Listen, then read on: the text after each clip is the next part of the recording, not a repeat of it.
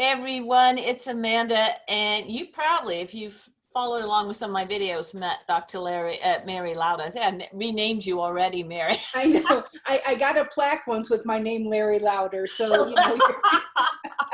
So, you know, a little bit of laughter and some interesting times. So I asked Mary to jump on with me. Mary, I'm calling Mary because Dr. Lauda, enough already, right? That's so okay. My colleague and friend from Boulder, Colorado, we are going to talk about the flu, the immune system, and anything else that's going to come up in the conversation. So we're just going to roll with it. So Mary, when you jumped on and said, hi, how are you? And you said, well, guess what? I was in the hospital last week. So let's let that one unfold. Yes, sure. Yeah, so surprisingly so, I got an atypical pneumonia. What that means is it's not typical, right? So I had all the pictures on my CAT scan of COVID-19 and had symptoms, and they tested me and the test did not come back for days, which was very concerning. So, but what they did right from the emergency room when I went in, and it's interesting to know, just as a sidebar, we send people home sicker from the hospital than what we used to admit them to the ICU for. So I had to be very sick to get in the hospital, right? So, and what had happened was I kind of had a cough and some stuff a few weeks ago. I don't think it ever went away, and I got really run down. And I had a lot of stress in my life, and that's a very important piece. Then I went up to altitude at Vail to give a lecture. And I started feeling puny up there. We came home. I thought, oh, I'll feel better. Give me a few more, a few less 1,000 feet of altitude. And I didn't feel better. So I had to go into the hospital. So they diagnosed me with things. I'm old enough where they have to look at your heart, your lungs, your liver, all your bloods. It was a full workup. So, and then they came in all gowned and masked. And that was interesting because I'm like, whoops, game changer here. I didn't know. And they said, yeah, we're putting you in isolation. I said, I wasn't aware. And it was because in my history, I gave them that I was in Vail. And here in Colorado, we had a confirmed case in Vail. Now, if anyone's been to the Vail Valley, there's East Vail, Vail Village, West Vail. Mm-hmm. We were staying in West Vail. There's one chairlift out of there to the mountain. We were right at the Grand Hyatt. It was beautiful. And I stayed in the hamster hallways of the hotel the entire time because I wasn't feeling well. So I'm thinking, what's my chances of exposure, right? And so, but the doctors were 50-50, and the hospital had just instituted a policy. And so there I was, caught as a physician, now patient, now in isolation. And I couldn't take anything in with me but my phone and everything. I couldn't leave the room. So for the next 3.5 days, there I was. And we finally agreed to send me home because my test got bumped down because they figured I wasn't sick enough. They being the state and the public health authorities who were evaluating the then submitted COVID-19 tests. So the good news is that while we were waiting, I did respond to the antibiotics and responded to the other treatments. And so, I thought, gosh, we all thought it's probably not the COVID-19. And then my results came back after I was home, although self-quarantined, and was negative. But the emotions, after I felt better, I had emotions. When I didn't feel better, when I was feeling horrible, I didn't have emotions. I'm like, just whatever you need to do, just make me feel better. Mm-hmm. And then afterwards, and thinking about, running my office, running my business, I have a lot of online consults I do, I just didn't know how to approach it. And stuff came out about and I tried not to watch the news because I thought it was, iffy about what we were getting for information. But one of the things that I listened to and read was, if you break a quarantine, what would happen? well, it would be kind of like a misdemeanor and I'd have to report that, if I got caught. And, so I asked the physician directly, my attending, I said, am I compelled to stay here? He goes, well, I don't know. And I said, well, wait a minute, compelled is a legal word. And then he got very nervous that I used legal term, like, what's she doing? Calling her attorney, which of course I wasn't. No. But just trying to figure out what we knew. And the whole point was to keep the hospital safe. It's a smaller community hospital, which I love. It is. But the point was, if I left that room or was compelled to do other things other than stay in quarantine, it would put the whole hospital at risk. And so I think that's a really important point, the me versus we. Yes, it is. And the point of, all the things I knew as a physician, what couldn't be. And I said, well, if we use our clinical reasoning, what do we think this is? And everybody who saw me respond to antibiotics and various treatments said, yeah, this is bacterial, not viral. So, but we had that test result hanging out there, right? And so we all used the most prudent method, scooting me out quickly with masks on and getting me right into the car and staying home until the test came back, which I think that's the most prudent thing. Exactly. And I think that's one of the things that, we've got evolving data, evolving messages. We have various voices speaking into this. And I didn't want to really enter into the dialogue because I didn't want to be a part of the noise. I wanted to be a part of the stuff that was true. I wanted to be a part of the information that brought light. I wanted to be a part of the information that brought integrity to the process. And then yet empathetic towards people who were struggling because they were anxious, they were vulnerable, and things like that. So to me, the timing for our conversation is perfect because it's given me a number of days to literally just sit with the information and to heal and to see how vulnerable I was. And I'm what we would call a walkie-talkie. I'm up and at 'em and, have what I would think is a pretty good system. But just got nailed. And I think the key there is the stress, which is one of the things we can talk about as we look at immunity and look at our bioresonance and our ability to, where does our bioresonance go when stress comes into the picture? Exactly. It's such a good point. So let's start with, thank you for the preamble. That's probably got everyone into, wait, you're a physician, you're healthy, and you are a patient, you become a patient. So let's talk about something I'm just like so passionate about, which is we versus me. Can we talk about that? Yes, me and we can. Okay, me versus we, because we're a very individualistic country. We're very different. I grew up in Europe. We're a little bit more we and a lot less me, but we has to prevail in this conversation. I guess you could say, well, it should be me, but it is we, the community, is important, and how you as an individual act is critical to the survival of the community. Can you talk about that? Not only from your own perspective, because you made those decisions, but as a physician, how important that is right now. Right. Our main unknown right now is who has the virus. Correct.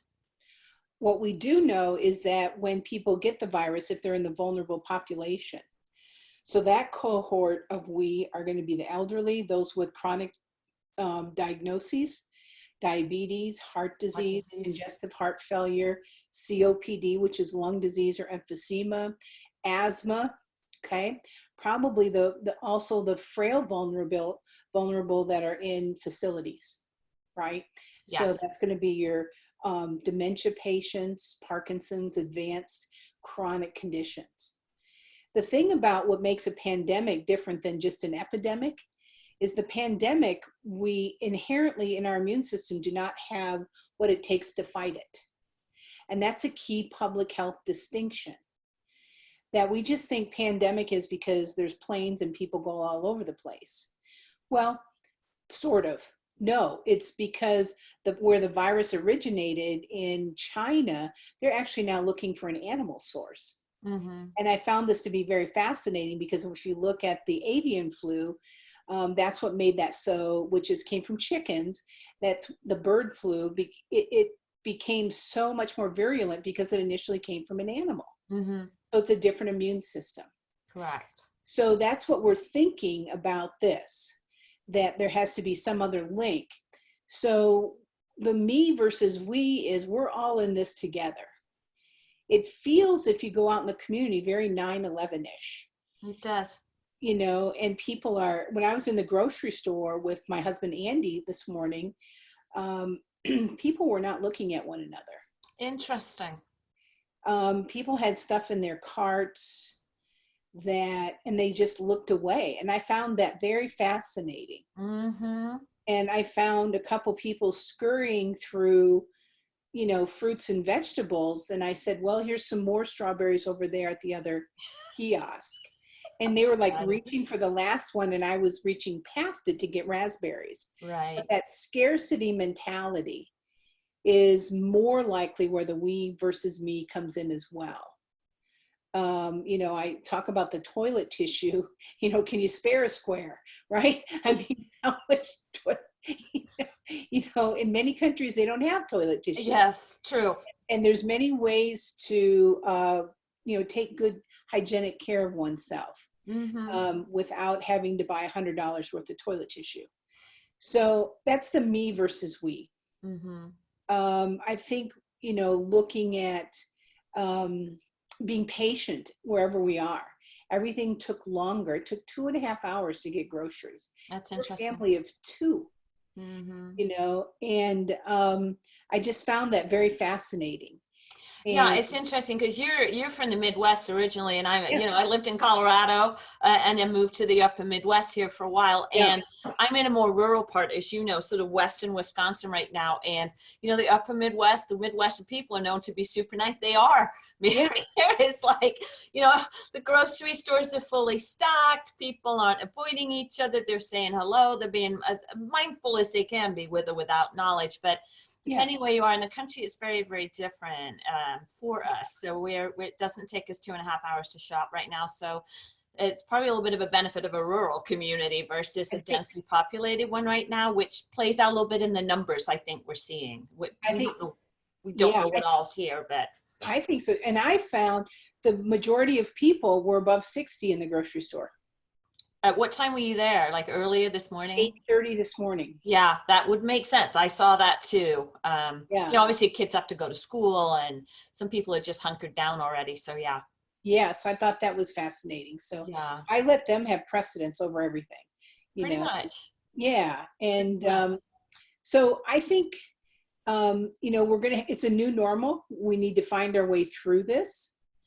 And I think as we do, the thing to always remember is that me versus we, let's be in this together. Yeah, thank you. If we identify the feelings in ourselves, one of being anxious, we're more likely going to identify those feelings in others and then have a compassion. And when you do it that way, that's really empathy. Because in order to be able to feel with another person, you have to know what you're feeling. Yeah, that's a very good point. So if you are anxious, take stock of that, because you may be projecting that. I guess that's another thing. Like our animals can actually pick up on our anxiety and our stress. They do. Right. So I think some of it's probably you, Mary, too, because I know your practice can walk in a room and feel the energy of a room. Like sometimes I have to walk out. We don't all have that, but is that sort of what you're identifying with too, a little bit? Yeah, and just picking up people who looked anxious in the store, and they were the ones with the open egg carton when you couldn't get around because all the kiosks were there, and they're, I'm like, yep, there's 12, and you're checking for a quick crack. It was like, next to a Sonata to the eggs, it's like, we've got like 5 people trying to get eggs. Just people getting lost where they were. And so just being patient with that, and just, I'm trying to find a little humor with some of this, as well. And really, So I said, that's why I said today I have my pandemic perm on, just I love that. I guess you have laughing. to find humor, but not everyone's going to find it funny. But sometimes we have to look at some of the memes that they're fun. But no, so interesting your journey. So let's get to the immune system then. Yeah, Let's unpack this immune system so we understand how it's operating, what we do know and what we don't know. So can we get and let's also talk about the cytokine storm, which is going to be the new hashtag, right? So right, get to the immune system, what's going on. right. Well, it looks like with this type of virus, the thing is that it's cleaving differently in the cells and so then there's a more rapid entry into more cells. Okay. So the cells, because remember, a virus doesn't have a nucleus, it's going to go in and capture the cell and basically pirate the system, right? Okay. So in doing that, you're going to set off a higher number of cells. And in doing that, you're going to have a bigger inflammatory cascade, right? Now we're speaking in broad generalities. We can go way down in the weeds with receptors and different steps. And that's not my job. My job's a physician. So I step a little bit back from that. I read it and go, okay, got it. That's what it is. But now I've got to treat the patient. Right. So, any insight on the depth of those pathways, I'll gladly punt over to you. Oh, thanks a lot. No, I was going to punt that to you. So now I have to do a video.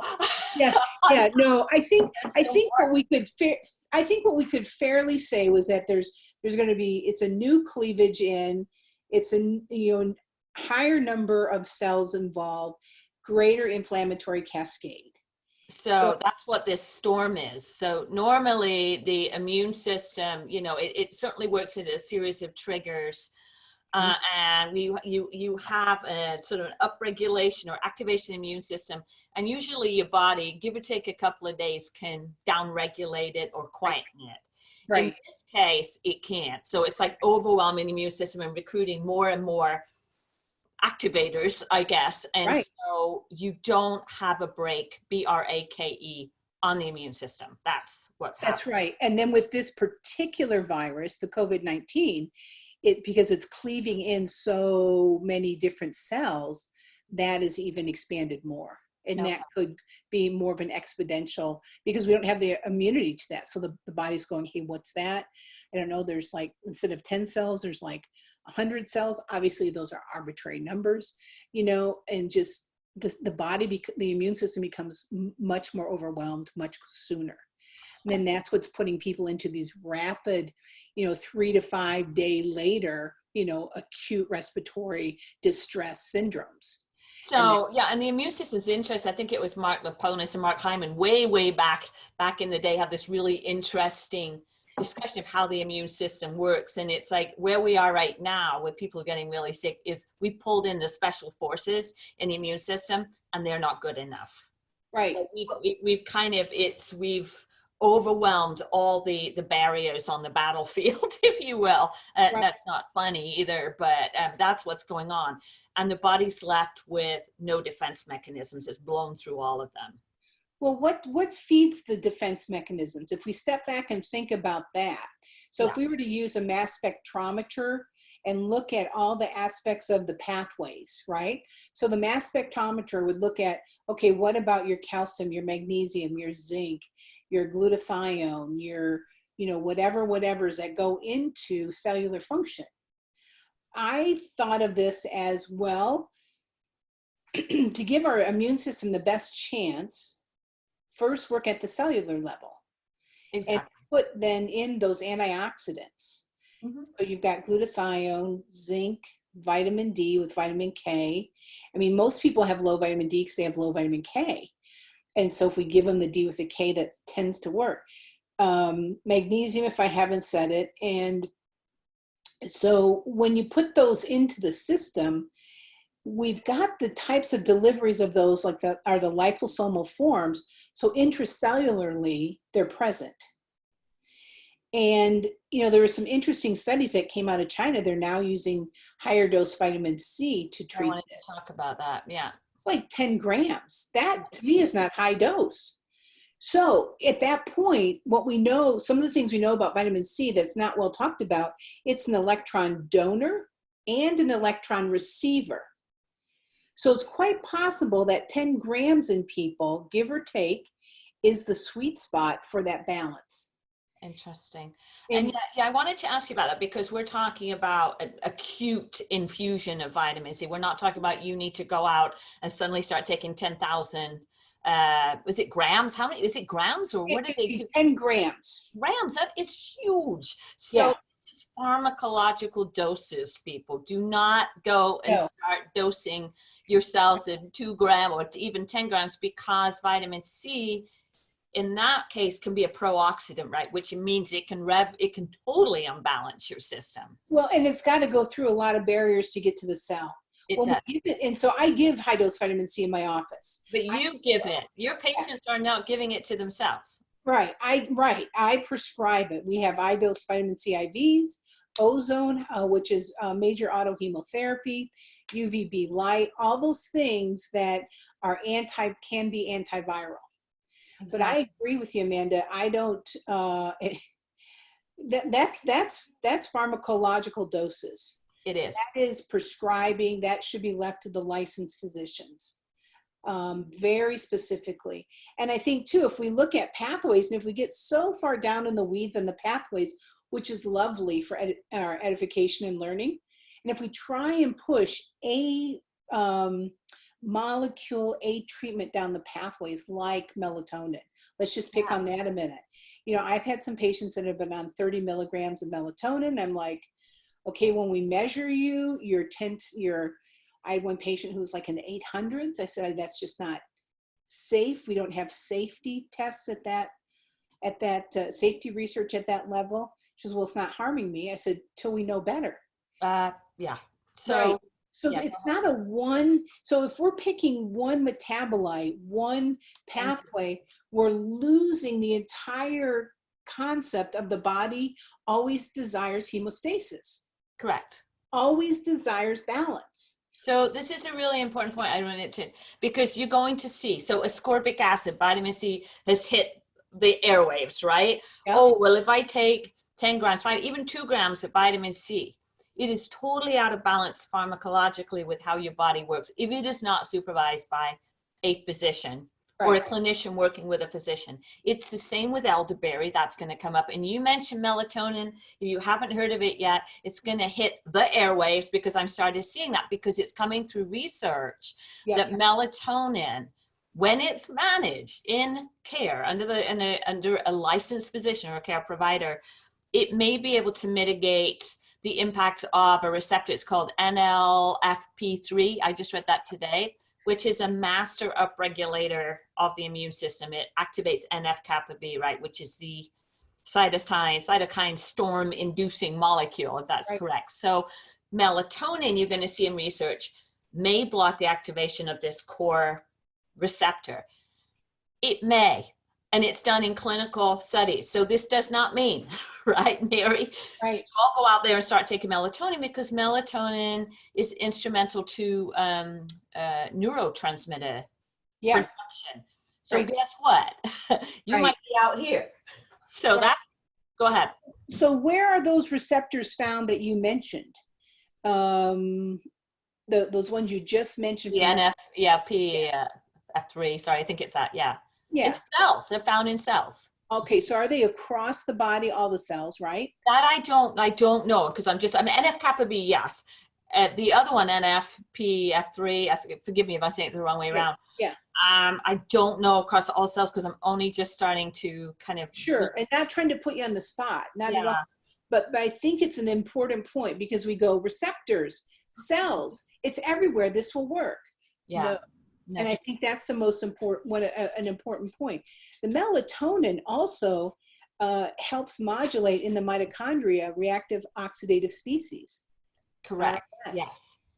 So what if we just so here's the thing. Accurate diagnosis gives us accurate treatment. I never allow my patients to back into the diagnosis by saying, well, I took this there and I got better, so therefore that's what I had. I'm like, Who No. knows what the hell you had? Pardon my French. I can speak lots of French, by the way. But you do, so it's a matter of accurate diagnosis, accurate treatment. Now the treatments might be multifactorial.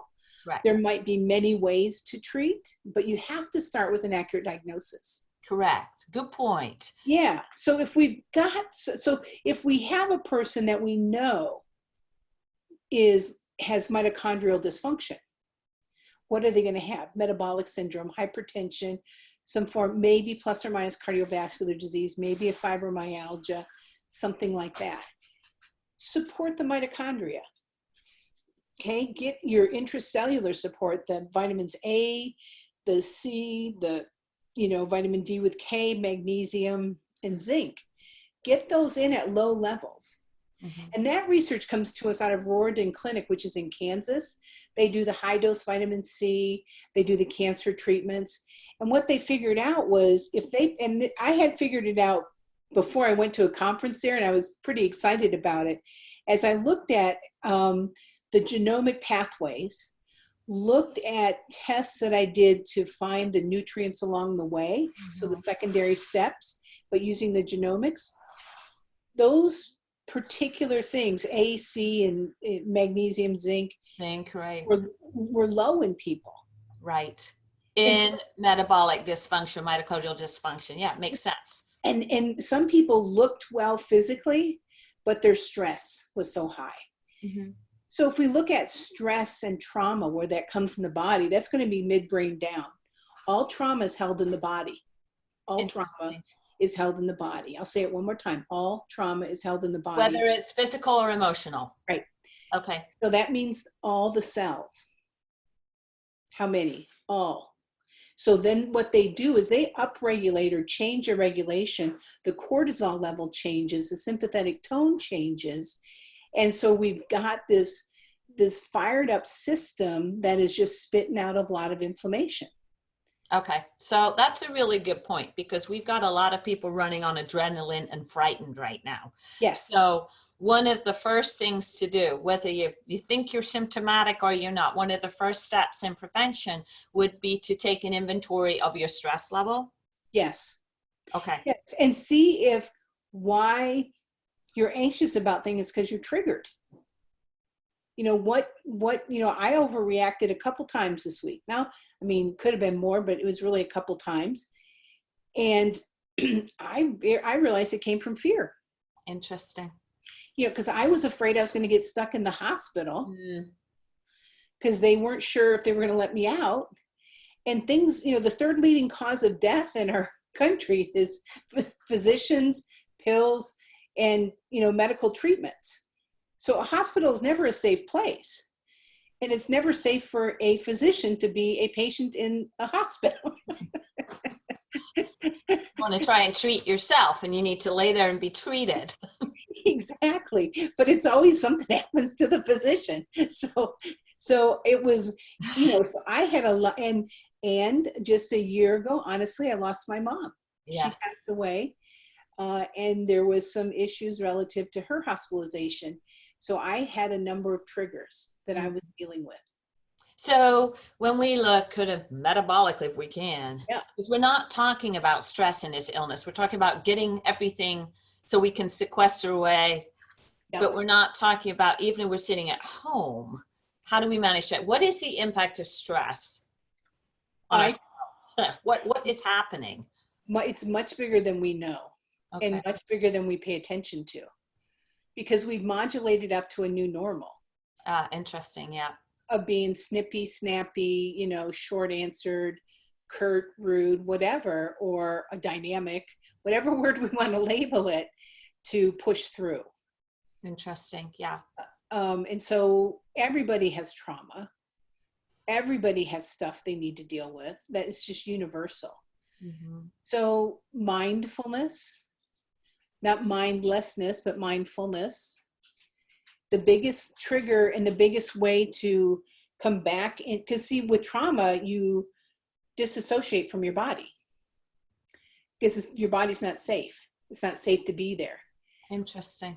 Well, if we're trying to work with our immune system, it's safest to be in us, with us, and through us. right? As we, and understanding that we are all connected. So when we do that, breathing is the number one thing to get us back into our body, to change the autonomic tone. That's a great point. Yeah. So breathing, getting restful sleep, watching just enough of the information on TV or wherever you get your news to be informed, but not let it feed any anxiety. And if you get triggered, stop whatever you're doing, do some breathing and figure out, what am I feeling?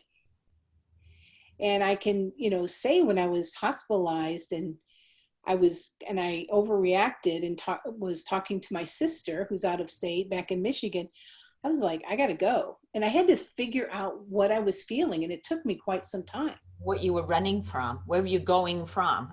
Yes. Yeah. And then when I did, I'm like, oh my gosh, I totally overreacted. Yeah.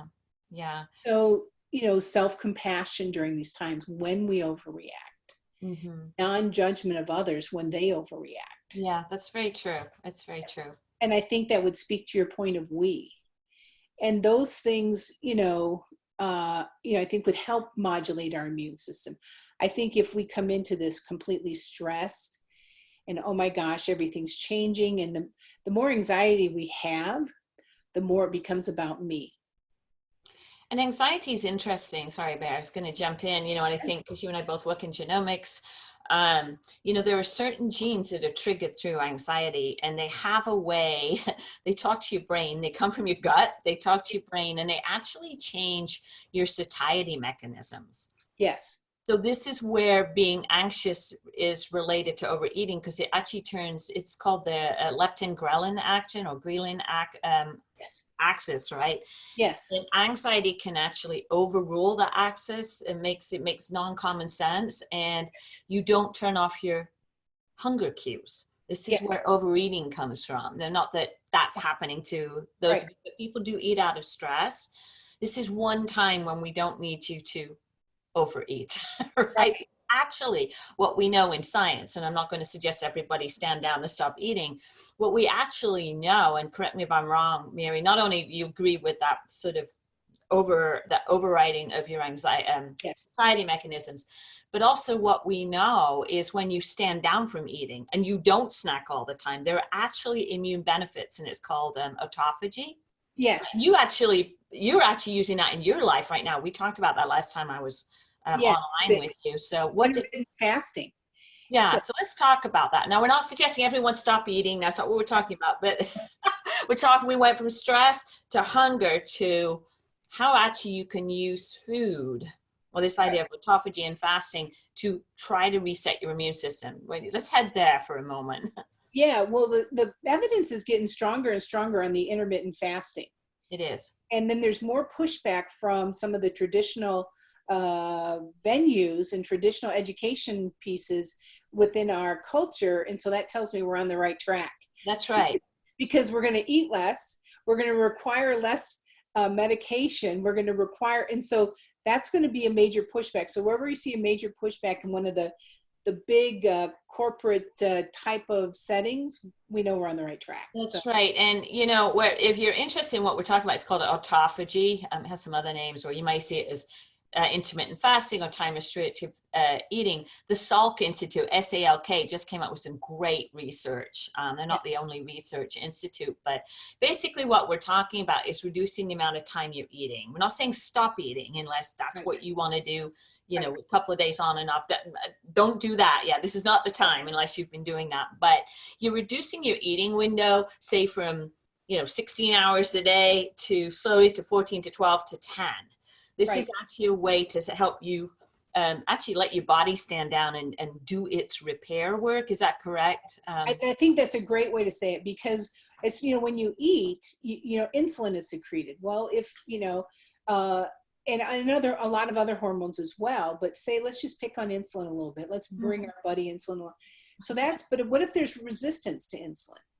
So that, triggers more inflammation down the road in different aspects and different cells. If you eat a lot before you go to bed and you put that load on your liver, you've got gluconeogenesis overnight.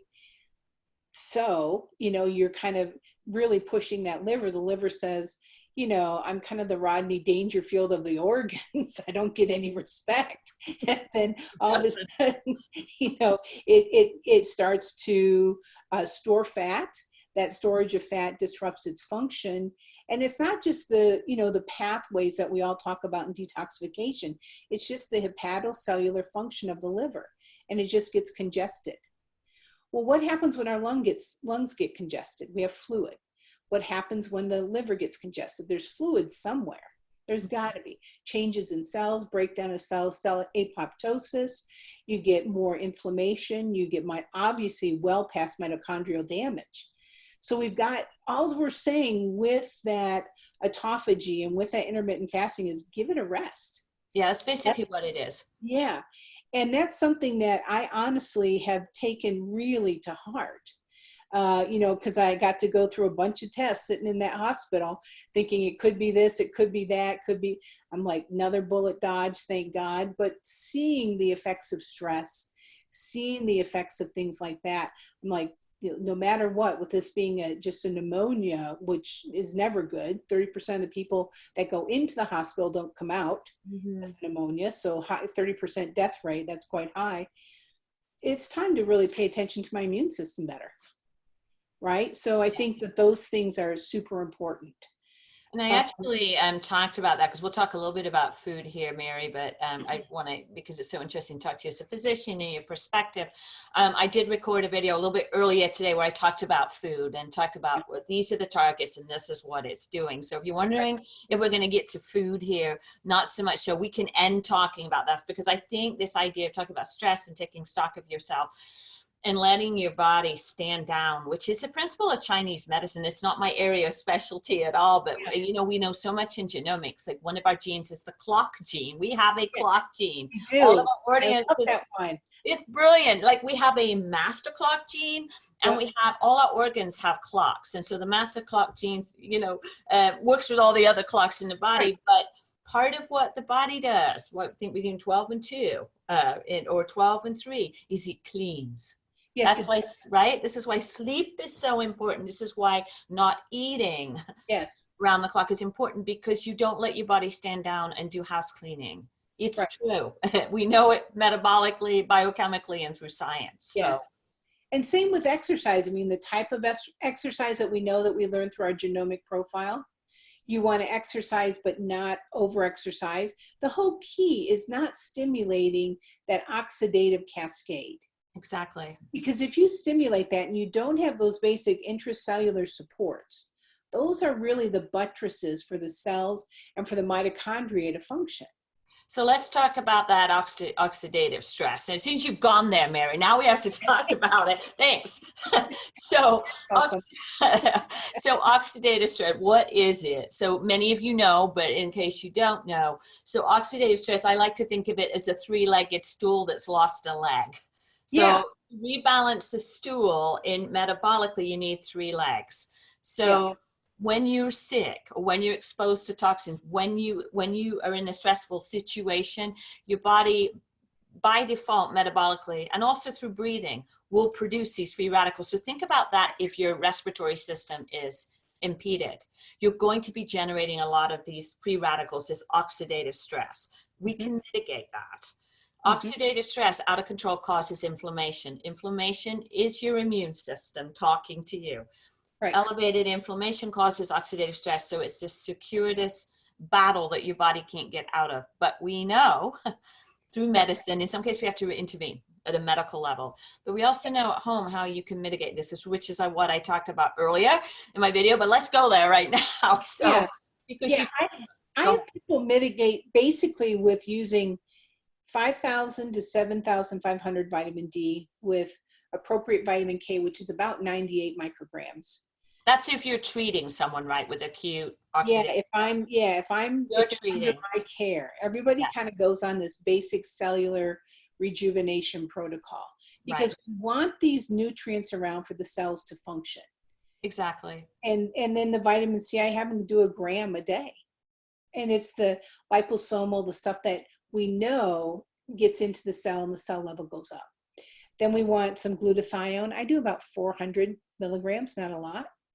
Magnesium, 400 to 600 milligrams. Zinc, about 50 to 75 milligrams, depends. I always measure that. And I always do a zinc and copper ratio. You have to. Yeah, and so and ceruloplasmin and histamine levels. So what you want to do is take the loads of inflammation we know that the environment is putting on the immune system. So that could be histamine, that could be, certain foods that trigger. In some folks it's grain, in other folks it's nightshades, and some folks it's caffeine. We're all So, different. yeah, we put that all together, and we really, you try and use our genomic profiles to guide us with that, right? Exactly. Yeah. And So keeping the system calm and stress. In mine, if I have a lot of stress, I am just pushed into inflammation. some people are very susceptible. Yeah, they are. So obviously what you're describing here with these high levels is we're looking at physician interventions of functional medicine at its best. Yeah. So at home, Yeah. if you need care, you go to your physician who will manage this level of intervention. Right. You can, if you feel well, Yeah. and you want to go on a preventive track, do this through food. Right. The only time you would add supplements in is if your laboratory data suggests you do. Right. Okay. And that could be any diagnosis. So say they're faced with hypertension or menopause and they're struggling, so they're not sleeping. All that. So supplements are what? They're to supplement, right? They're to support. And the body has the inherent capacity to heal itself. It does. And all healing, ready for this, is spiritual. Yeah, that's an interesting point. Okay, Yes. so go there. Then I want to come back to oxidative stress. So people are like, well, I don't do supplements. What can I do with food? We're going to address that. So let's go to spiritual and then come back to. Okay. Well, all healing is spiritual. Okay. Because where's our life force? I mean, have you ever tried to heal someone who just wants to die? Doesn't work. Yeah, I haven't had that experience, I have to say, but I do know from working in hospitals, I know when somebody is ready to pass away. It's Yes. very clear, but maybe there's us at an energy and spiritual level. I'm not a physician, so, but Yeah. You're right. Do they sort of spiritually and energetically flatline? Is that what They do. There's just a withdrawal. There's a whole process I've seen. the person goes through with that. Yeah. And their body goes through, but their spirit becomes stronger. And it's an amazing thing to see, because we return from wherever we came from. I don't have all those answers, but what I know is the more I connect a person, integrate their mind, body, spirit, emotions, psyche, mental to spirit, which is our center core, because we all have it. The more I integrate a patient to that, the better they do, and the more healing they have. Well, you're grounding us. Yes. Yeah, you're grounding You're us. in trouble. Oh, not that kind of grounding. So that's, I mean, it's a beautiful thought. We said this would be a wide ranging conversation. So real quick, let's go. We're going to go back to the oxidative stress, because what can you do? Because we talked about mitochondria. What Dr. Lauder and I are talking about is how we look biochemically at the body and know what's out of balance and what we can do to bring the body back into balance. So the oxidative stress, that's what you want to get in your head, and what you can mitigate that mostly through food and at your grocery store. Not always, okay? So I don't say don't see your doctor.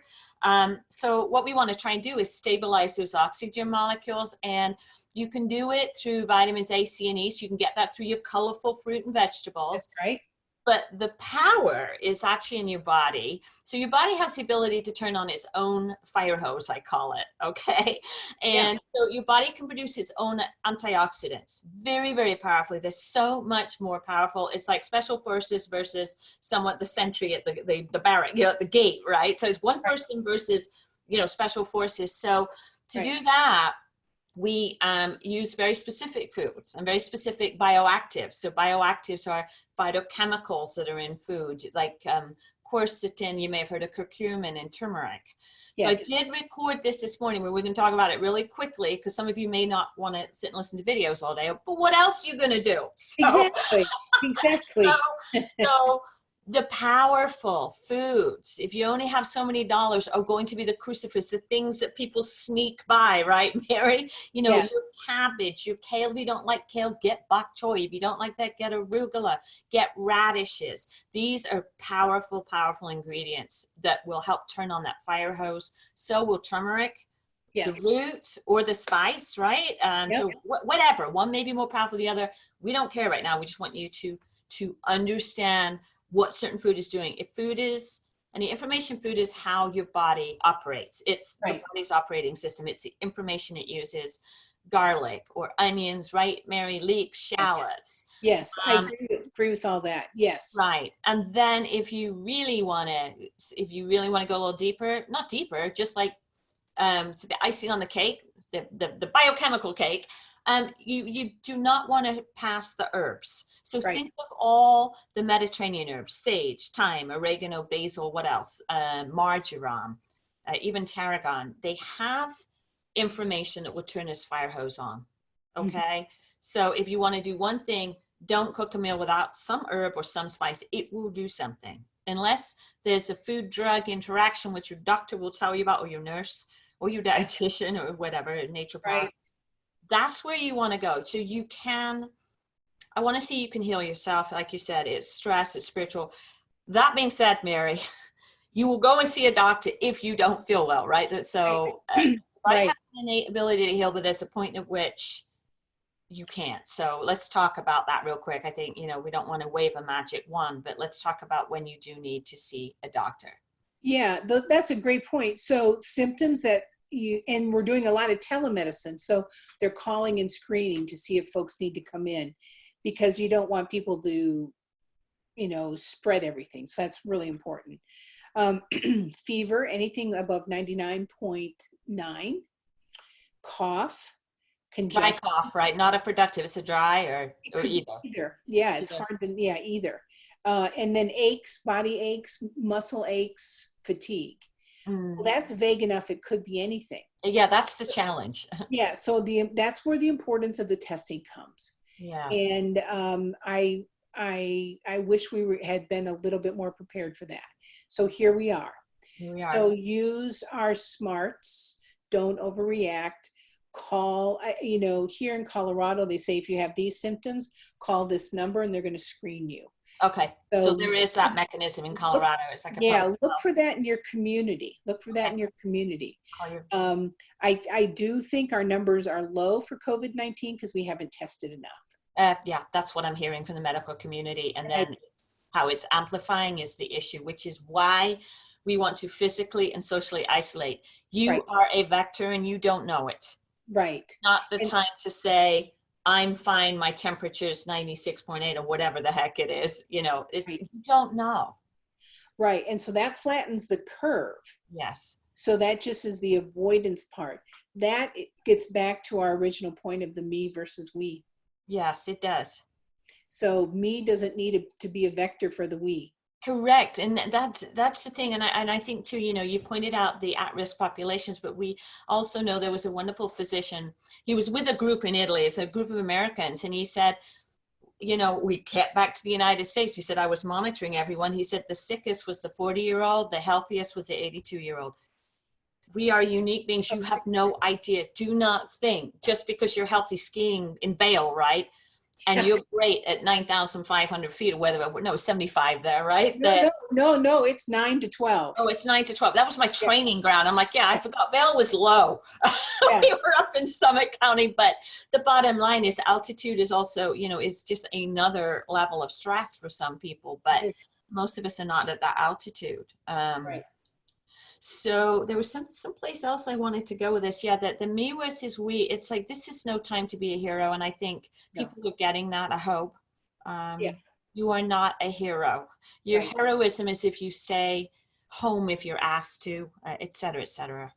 It's tough on our psyche in America. In going up in Europe, as you know, Mary, Yes, it's a different government system. It's why people stay home. It's like, Right. okay, maybe the government does or doesn't know better, but we better behave. And so when you look in Italy now, and even Spain, people are standing on their balconies and serenading each other. It is amazing. Right. It's my hope we'll do that in the United States, that we'll stay home and sing.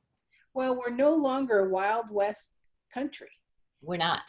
The Wild Let's West has behave been like that. conquered.